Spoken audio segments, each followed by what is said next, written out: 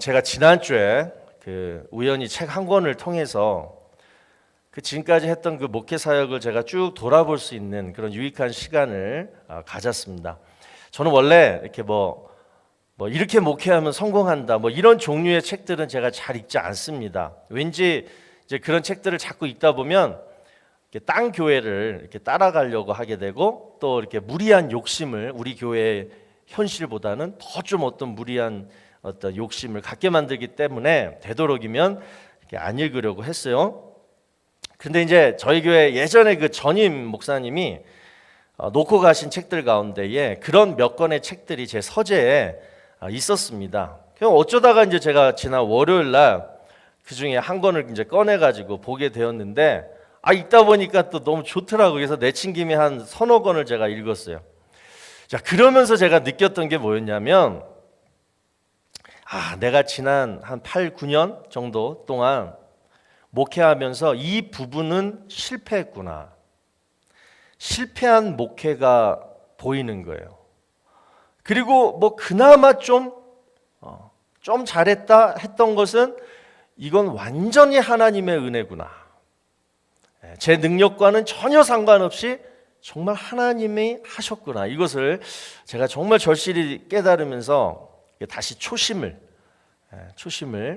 회복할 수 있었던 그 행복한 시간을 제가 지난 한 주간 이렇게 보냈습니다. 여러분, 성공하는 사람들은요, 나름대로 성공하는 이유가 있더라고요. 반대로 실패하는 사람들도 똑같이 실패하는 이유가 있습니다. 그런데 성공하는 사람들은 성공할 때마다 그 이유를 찾으려고 합니다. 이번에 내가 왜 성공했을까? 그리고 그 이유를 발견해서 더 발전시키면서 더 큰 성공을 이루는 거예요. 그런데 실패자들은 그 이유를 찾으려고 하지 않습니다. 분명히 이번 실패의 원인과 이유가 나름대로 있었을 텐데 그냥 표면적인 것만 대충 그냥 인정하고 빨리 다시 시작하려고만 해요. 그러면서 이번에는 잘 될 거야. 느낌이 좋아. 이번에는 자신 있어. 그런데 좀 지나면 어떻게 돼요? 또 실패하는 경우를 보게 됩니다. 여러분, 한 단계를 매듭짓고 그리고 새로운 단계를 나아가는 그런 전환점을 우리는 터닝 포인트 또는 분기점이라고 부르죠. 인생에도 터닝 포인트, 분기점이 있습니다. 자, 그때가 언제냐? 실패 후에 다시 새롭게 시작하는 때가 바로 그때예요. 그런데 이 터닝 포인트 이 시점에서 내가 과거의 어떤 실패의 원인을 찾지 못하면요, 또 세월이 흘러가고 또 나이만 먹게 되면서 삶의 퀄리티는 또 뒷걸음질 치게 된다는 거예요. 원인만 알면 되는데. 오늘 본문 6절을 여러분 보시면요, 여호수아가 아이성 전투의 패배 때문에 심히 괴로워하는 것을 보게 됩니다. 자, 여호수아가 옷을 찢고 이스라엘 장로들과 함께 여호와의 궤 앞에서 땅에 엎드려 머리에 티끌을 뒤집어 쓰고 저물도록 있다가 여호수아는 여러분 도저히 이해가 안 되었어요. 아니, 그 난공불락의 큰 여리고 성도 이겼는데 어떻게 저 조그만 작은 아이성을 우리가 이기지 못하고 완전히 패하게 되었는지 도무지 이해가 되지 않았습니다. 그래서 그 패배의 원인을 찾기 위해서 지금 하나님 앞에 엎드리며 몸부림을 치고 있어요. 여러분, 실패의 원인을 찾으시려면요, 첫 번째로 이 몸부림이 있어야 됩니다. 누구 앞에서? 하나님 앞에서. 우리는 실패의 원인과 이유를 어쩌면 잘 모를 수가 있습니다. 내가 왜 실패했지? 모를 수가 있어요. 그런데 하나님은 아세요. 그래서 하나님 앞에 우리가 엎드려서 기도하는 것이 첫 번째 실패의 원인을 발견하는 가장 좋은 방법인 줄로 믿으시기 바랍니다. 자, 보시면 여러분, 여호수아가 그랬더니 이제 하나님이 그 실패의 원인과 이유를 여호수아에게 이렇게 말씀해 주세요. 자, 11절 말씀이에요. 이스라엘이 범죄하여 내가 그들에게 명령한 나의 언약을 어겼으며 또한 그들이 온전히 바친 물건을 가져가고 도둑질하며 속이고 그것을 그들의 물건들 가운데에 두었느니라. 자, 왜 아이성 전투에서 패하게 되었는지 그 이유를 정확하게 말씀해 주세요. 여리고성 전투 때 모든 전리품, 전투에서 이겨서 얻은 획득한 물건들을 다 진멸하라 이렇게 명령하셨는데 그 명령을 누군가가 어겨서 그 전리품을 훔쳤다라는 것입니다. 그것 때문에 아이성 전투에서 패배하게 되었다는 거예요. 자, 그러면서 이제 오늘 본문 뒤에 나오는 16절에서 21절까지의 내용을 쫙 보시면 그 명령을 어긴 한 사람을 찾아내는 그 과정이 나와요. 자, 대충 요약해서 제가 말씀드리면 제비뽑기를 합니다. 이스라엘 12지파 중에서 어떤 지파가 뽑히게 돼요?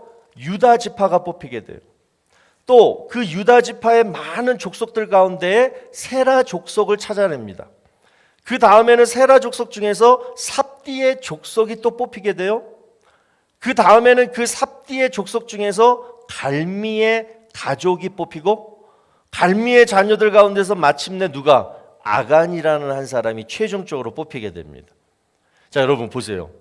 아니, 왜 이 아간이라는 한 사람을 찾아내기 위해서 하나님은 이렇게 많은 시간과 복잡한 과정을 거치게 만드셨을까? 그냥 저 아간이 했다 이렇게만 그냥 지목해서 말씀하시면 끝나는 일인데 왜 이렇게 한 단계 한 단계 좁혀 들어가셨을까? 자, 그 이유는 철저한 회개를 해서 실패의 원인을 찾으라는 하나님의 의도였어요. 여러분, 실패의 원인을 내가 회개를 할 때 밝혀지게 되는 줄로 믿으시기 바랍니다. 그리고 내가 회개를 할 때 다시 새로운 기회가 주어지는 줄로 또한 믿으시기 바랍니다. 하나님이요, 여호수아에게 회개하는 방법을 이제 이렇게 가르치세요. 여러분 보세요. 제비뽑기로 12지파 가운데 이 아간이라는 한 사람을 찾으려면요, 그 당시 이스라엘 인구가 200만 이상은 되었기 때문에 그 확률이 뭐예요? 200만 분의 1이었어요. 자, 여러분, 200만 분의 1로 회개한다. 이 의미는 두 가지 뜻이 있습니다. 하나는 정말 하나님이 싫어하시고 지금 당장 빨리 죄를 뉘우치고 회개하지만 안 될 그 하나의 죄, 그 하나의 죄를 200만 명 중에 한 사람을 찾을 정도로 철저하고 집요하게 찾아내서 회개하라는 거예요. 그냥 두리뭉실하게 하나님 잘못했어요? 아시죠? 내가 알고도 모르고 지은지 아시죠? 이거 회개 아니라는 거예요. 철저하게 200만 분의 1의 죄를 철저하게 집어서 발견해서 그것을 하나님 앞에 드러내라는 거예요. 또 두 번째, 200만 분의 1의 회개는요, 회개가 이렇게 어렵다라는 것을 가르쳐 줍니다. 그냥 깨닫고 그냥 후회하는 정도는 회개가 아니라는 거예요. 여러분, 나중에 아간이 어떻게 돼요? 아간과 그 자식들이요, 다 돌로 쳐서 죽임을 당해요. 그리고 그 훔친 물건하고 그의 모든 재산들은 뭐예요? 아골 골짜기에 가가지고 다 불태워서 없애게, 흔적도 없애게 만들어요. 여러분, 회개가 이렇다는 거예요.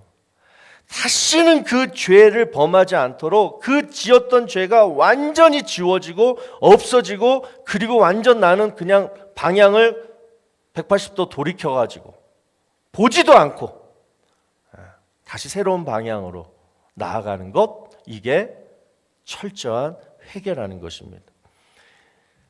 이 회개를 해야지 여러분, 하나님이 실패의 원인을 가르쳐 주세요. 그리고 또 새로운 길을 열어주시는 줄로 믿으시기 바랍니다. 그런데 우리가 여러분 이렇게 회개를 하잖아요.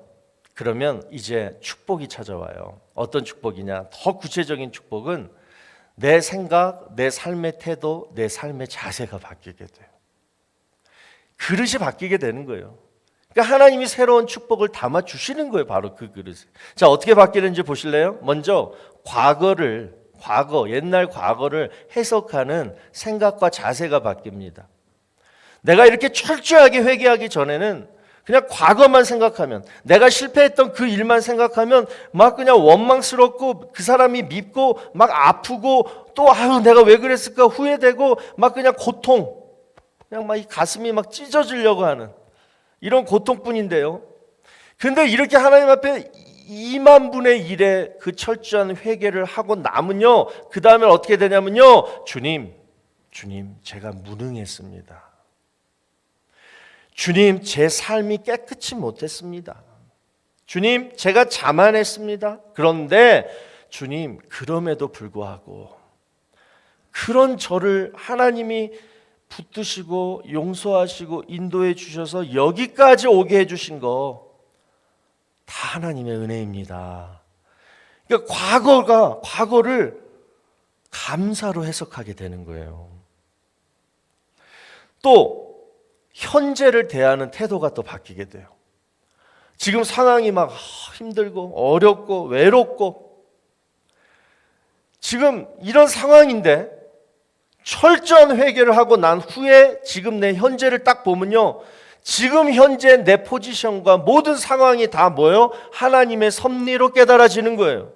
그러면서 고백해요. 하나님의 뜻입니다. 하나님의 섭리입니다. 지금 내 삶을 이끄시는 것은 하나님이십니다. 이러면서 하나님을 더 의지하게 되고 하루하루의 은혜를 가장 소중히 여기며 살게 된다라는 거예요. 여러분 요즘 이렇게 사십니까? 또 미래를 대하는 태도도 당연히 바뀌게 되죠. 이제부터 앞으로 내 인생은 하나님의 것입니다. 내 인생이 아니라 하나님이 하시는 인생입니다. 따라서 앞으로 내가 하는 모든 일은 하나님의 일이기 때문에 저는요, 이제부터 그 일을 소중하게 여기고 어떤 일이든 최선을 다하겠습니다. 왜? 하나님의 일이니까. 이렇게 바뀌는 거예요. 여러분 보세요. 나중에 여호수아가 이 회개를 통해서 어떻게 바뀌어요? 그 다음에 아이성 전투에 나가서 전투하는 것을 보세요. 얼마나 최선을 다해서 세심하게 정성을 다해서 전투에 임하는지 몰라요. 결국 승리하게 됩니다. 여러분 우리 시간이 지나면 지날수록 우리의 모든 것이 다 닳아 없어지잖아요. 이게 인생이잖아요. 관절부터 오장육부 그냥 닳아 없어져요. 그러면서 그 기능이 점점 후패해집니다. 눈도 어두워져요. 귀도 어두워져요. 지혜와 총명도 점점 없어져요. 그러다가 하나님이 정하신 딱 그 시간까지 닳아 없어지면 뭐예요? 우리는 그냥 천국 가는 거예요. 그런데 여러분, 제가 이런 생각을 해봤어요. 우리 인생이 이렇게 닳아 없어지는 것이 인생이라면 이제 앞으로 남은 시간은 또 남은 육체는 하나님이 쓰셔서 내 인생이 닳아 없어지자. 하나님이 나를 쓰셔서 내 어떤 것이 닳아 없어진다면 그것은 아까울 것도 없고 비참할 것도 없고 오히려 축복이 될 것 같다라는 생각을 제가 해봤습니다. 사랑하는 성도 여러분, 오늘 우리 지금까지 여러분 인생을 살면서 방금 말씀드린 이 철저한 회개를 하셨는지 한번 깨달아 보시고요. 정말 철저한 회개를 통해서 우리의 과거, 현재, 그리고 특별히 미래의 삶이 하나님이 쓰셔서 닳아 없어지는 그런 은혜를 우리 다 누리며 살아가게 되시기를 주의 이름으로 축복합니다. 또 두 번째로 이제 실패의 원인을 찾으려면 이번에는 뭘 해야 되느냐? 첫 번째는 뭐예요? 철저한 회개를 해라. 그러면 원인 하나님이 가르쳐 준다. 두 번째는 뭐냐? 스스로 거룩해져야 된다. 자, 13절을 여러분 보시면 하나님께서 여호수아에게 이렇게 말씀합니다. 너는 일어나서 백성을 거룩하게 하여 이르기를 너희는 내일을 위하여 스스로 거룩하게 하라. 자, 여기서 우리가 눈여겨봐야 할 말씀이 뭐냐면 바로 내일을 위하여 이 말이에요. 여러분 여호수아 3장 5절을 보시면 여호수아가 또 백성에게 이르되 너희는 자신을 성결하게 하라. 여호와께서 내일 너희 가운데 기이한 일들을 행하시리라. 자신을 성결하게 하면, 즉 거룩하게 하면 하나님이 내일, 투모로우, 미래에 기이한 일을 행하신다라는 거예요. 또 사도 바울도 디모데에게 이렇게 똑같은 얘기를 해요. 디모데후서 2장 21절을 보시면 그러므로 누구든지 이런 것에서 자기를 깨끗하게 하면 귀 쓰는 그릇이 되어 거룩하고 주인의 쓰심에 합당하며 모든 선한 일에 준비함이 되리라. 그러니까 하나님 앞에 내가 깨끗하고 거룩한 그릇만 되면 앞으로 내일, 미래에 모든 좋은 일, 선한 일에 준비함이 된다라는 거예요. 여러분, 가나안 땅은요, 우리의 미래입니다. 그래서 가나안 땅을 정복한다라는 것은 우리의 미래를 정복한다라는 거예요. 그런데 그 미래를 정복하려면 정복하는 방법이 뭐냐? 오직 스스로 거룩하라. 이 방법밖에 없다는 거예요. 그래서 하나님은 여호수아 1장 3절에서 이렇게 말씀합니다. 내가 모세에게 말한 바와 같이 너희 발바닥으로 밟는 곳은 모두 내가 너희에게 주었느니. 가나안 땅을 발바닥으로 밟아서 정복하래요. 자, 여기서 발바닥이 의미하는 것이 바로 거룩입니다. 거룩하게 살아가는 삶이 미래를 정복하는 삶이다. 이미 아브라함, 모세, 여호수아에게 이 똑같은 말씀을 다 해주셨어요. 그리고 오늘 이 시간 저와 여러분에게도 말씀합니다. 발바닥으로 밟는 것은 모두 내가 너희에게 주었노니. 여러분, 성경에서 신발을 벗다, 맨발바닥으로 만드는 것, 이거 굉장히 특별한 의미를 가지고 있습니다. 하나님은 모세와 여호수아의 신발을 벗기셨어요. 모세는 호렙산에서 벗기셨고 여호수아는 여리고에서 벗기셨습니다. 그 의미는 뭐냐? 이제부터 너는 나의 종이다, 나의 노예다, 이 표시였어요. 여러분, 노예는요 신발을 신지 못했습니다. 이 말은 어떤 권리도 노예에게는 없다라는 거예요. 그래서 발바닥의 의미는 나는 그냥 하나님의 명령에 순종하는 노예입니다. 저는 어떤 권리도 없습니다. 이렇게 사는 것이 발바닥 삶이에요. 그런데 여러분, 이렇게 발바닥으로 우리가 살잖아요. 그러면 하나님이 우리와 함께 해주세요. 신명기 3장 22절을 보니까 너희는 그들을 두려워하지 말라. 너희의 하나님 여호와께서 친히 너희를 위하여 싸우시리라. 우리가 발바닥으로 살게 되면 하나님이 우리 편이 되어주시고 우리를 대신해서 싸워주신다는 거예요. 그래서 신발을 신지 말라는 거예요. 신발을 신는 순간 어떻게 돼요? 우리가 끈을 묶는 순간 내 힘으로 싸우려고 하잖아요. 또 우리가 맨발로 살게 되면요, 놀라운 번영의 축복을 얻게 됩니다. 자, 여호수아 1장 3절에서 4절 말씀. 내가 모세에게 말한 바와 같이 너희 발바닥으로 밟는 것은 모두 내가 너희에게 주었노니 곧 광야와 이 레바논에서부터 큰 강, 곧 유브라데 강까지 헷 족속의 온 땅과 또 해지는 쪽 대해까지 너희의 영토가 되리라. 번영과 확장의 축복이에요. 그 로렌 커닝햄 그리고 제니스 로저스가 쓴 내 신을 벗으라, 이 책에 보면 이런 구절이 나옵니다. 하나님이 어떤 것을 포기하라고 하시는 이유는 우리에게 무엇인가 더 큰 것을 주시기 위해서이다. 이것이 하나님 나라의 법칙이다. 즉 어떤 좋은 것을 포기해 드리면 무엇인가 더 귀한 것을 받게 된다. 여러분, 내가 신발을 벗고 나의 권리를 포기하는 순간 하나님은 더 크고 더 귀한 것을 주십니다. 제가 지난주에 깨달은 결론이에요. 내가 신발을 벗고 맨발로 살면 하나님이 나를 붙들어 주시고 나와 함께 해 주신다는 거예요. 믿으시기 바랍니다. 그래서 여러분, 오늘 이 시간부로요, 여러분 신발 다 벗으시기 바랍니다. 그리고 하나님의 손을 잡으세요. 지금부터 이제 하나님이 그냥 이끄시는 대로, 하나님이 가라는 대로, 하나님이 하라는 대로 순종하면서 노예처럼 살아가시기를 바랍니다. 절대 가정에서, 직장에서 신발 신지 마세요.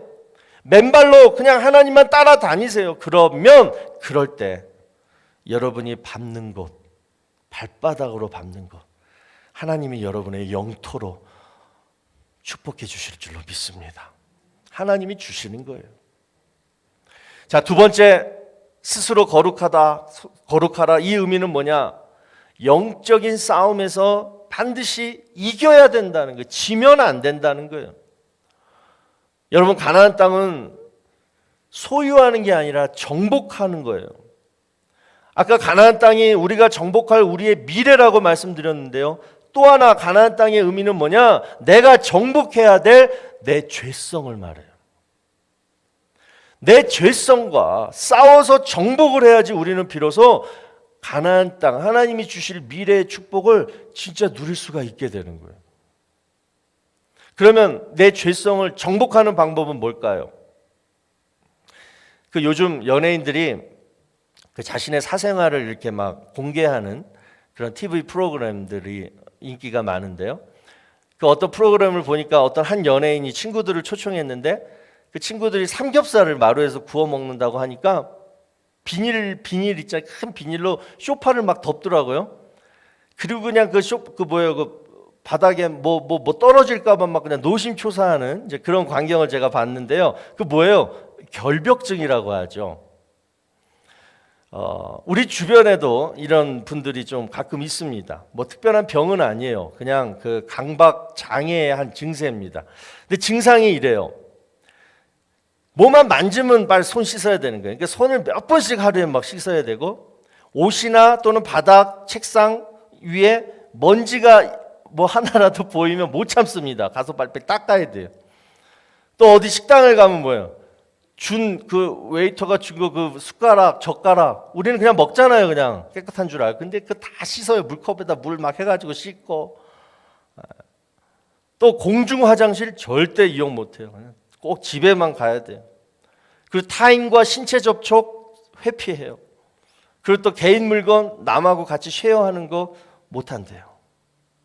그런데 여러분, 제가 이걸 이렇게 보면서 코로나가 터지면서부터 이 결벽증이 우리한테도 생긴 것 같아요. 요즘 처음에는 뭐 청결, 위생 때문에 이제 시작된 습관인데 이 습관을 이제 자꾸 하다 보니까 어떻게 돼요? 그 손잡이만 딱 잠깐 만져도 그냥 찝찝한 거예요. 여기에 그냥 코로나가 막 두세 개가 붙어 있는 것 같아. 그러니까 막 씻어야 되고 또 안 씻으면 막 그냥 막 이상하잖아요. 그러니까 이 습관이 어떻게 돼요? 이제 강박 결벽증으로 발전이 되는 거예요. 그 이유가 뭐예요? 코로나 걸리면 죽을까 봐. 또 사랑하는 사람들 전염시킬까 봐. 제가 이 생각하면서 우리의 죄성을 정복하는 방법이 바로 이와 같다. 뭐예요? 분명한 동기부여가 있어야지 죄를 끊는다. 분명한 동기부여가 있어야지 그것이 습관이 생기고 습관으로 발전하고 그것이 뭐예요? 강박 증세로 발전하면서 딱 끊어지는 거예요. 그러면 그 중요한 동기부여가 뭐냐? 저는 이거 같아요. 나는 진짜 착한 크리스찬인가? 아니면 진짜 나쁜 크리스찬인가? 내가 스스로 생각할 때 느낄 때 나는 진짜 착한 크리스찬인가? 아니면 진짜 나쁜 크리스찬인가? 똑같이 크리스찬은 크리스찬이에요.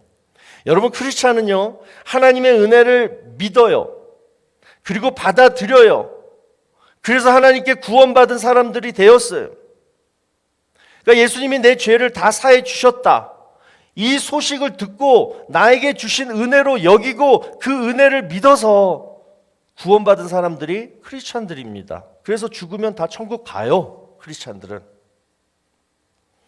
그러나 이 크리스찬들 중에는 그 은혜를 받은 것으로 끝나지 않고 그 은혜를 갚으려고 하는 사람들이 있습니다. 이 사람들이 진짜 착한 크리스찬들이에요. 나쁜 크리스찬들은 은혜를 받으려고만 합니다. 구원의 은혜로 시작해서 평생 죽을 때까지 하나님께 은혜만 달라고 구하는 성도들이에요. 그리고 세상에 나가서는 늘 육체의 정욕대로 죄를 짓고 살아갑니다. 그리고 또 회개합니다. 왜? 또 은혜를 구해야 하기 때문에. 은혜와 축복을 받기 위해서 회개하는 거예요. 여러분 생각해 보세요. 이런 분들이 정말 거룩해질 수 있을까요? 그러나 진짜 착한 크리스찬은요, 내가 받은 구원의 은혜 한 가지만으로도 나는 내가 받을 은혜 다 받았다. 그리고 그 구원의 은혜를 한량없는 은혜, 갚을 수 없는 은혜라고 여기고 평생 하나님을 위해서 살아갑니다. 내가 그런 큰 은혜를 받았는데 내가 어떻게 그렇게 살 수 있냐고, 그래서 죄를 안 지으려고 해요. 그게 죄를 안 짓는 이유 하나예요. 그러면서 하나님의 은혜가 감사하고, 그래서 착한 일, 하나님이 원하시고 기뻐하시는 일을 하게 돼요. 여러분, 이 사람들이 진짜 크리스찬들이에요. 목사가 아무리 여기서 죄 짓지 마세요, 할례 받듯이 모든 죄를 잘라내세요, 성령 의지해서 죄를 끊으세요, 백날 강단에서 외쳐보아도요, 본인이 이렇게 진짜 착한 크리스찬이 안 되면요, 절대 우리 죄 못 끊습니다. 여러분, 죄성을 정복하는 방법은 내가 거룩해야지, 그렇게 노력해서 되는 게 아니라 진짜 착한 크리스찬처럼 거룩하신 하나님을 내가 위해서 살고자 할 때에 내 죄의 DNA가 없어지고 죄 가운데 잉태될 때 있었던 그 탯줄이 끊어지면서 거룩하신 하나님을 닮아가게 되는 거예요. 이렇게 돼야지 진짜 스스로 거룩해지고 나중에 우리가 하나님 앞에 섰을 때 부끄러운 크리스찬, 악하고 게으른 종아, 이런 소리 안 듣고 자랑스럽고 영광스러운 진짜 크리스찬으로 생명의 면류관을 받게 되는 줄로 믿으시기를 바랍니다. 말씀을 맺습니다. 여러분, 보통 사람들은 보통 다 그래요. 누구 때문에 실패했어? 그 상황 때문에 내가 실패했어. 또는 내 자신이 무능했어, 게을렀어, 그래서 실패했어. 이렇게 실패의 원인을 찾으려고 합니다. 그런데 여러분, 진짜 내가 실패한 원인이 뭔지 아십니까? 바로 원수를 이기지 못해서 실패한 거예요. 그 원수가 누구냐? 세 가지입니다. 하나는 세상, 또 하나는 나, 육신, 세 번째는 마귀예요.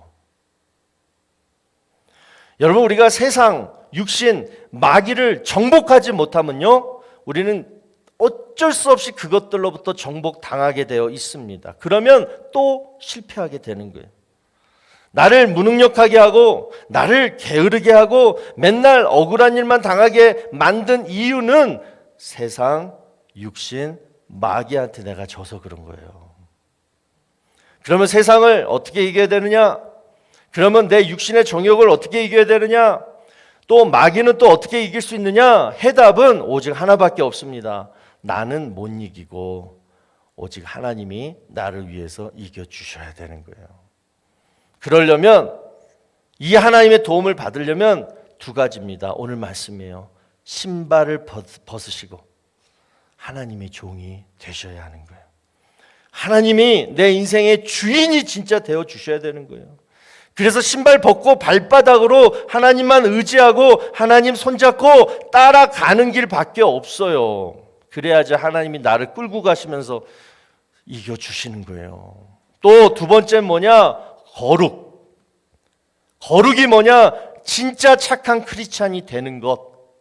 진짜 착한 크리스찬은 누구냐? 하나님의 은혜를 정말 사랑하고 감사해서 하나님을 위해서 사는 것. 나를 구원해 주신 그 은혜 하나만으로도 하나님 감사합니다, 하나님을 위해서 살겠습니다, 이럴 때 여러분, 하나님은 우리와 함께 해주시고 우리를 위해서 싸워주시고 우리의 미래를, 내일을 기이한 일로 행하시고 축복하여 주시는 줄로 믿으시기를 주의 이름으로 축원합니다.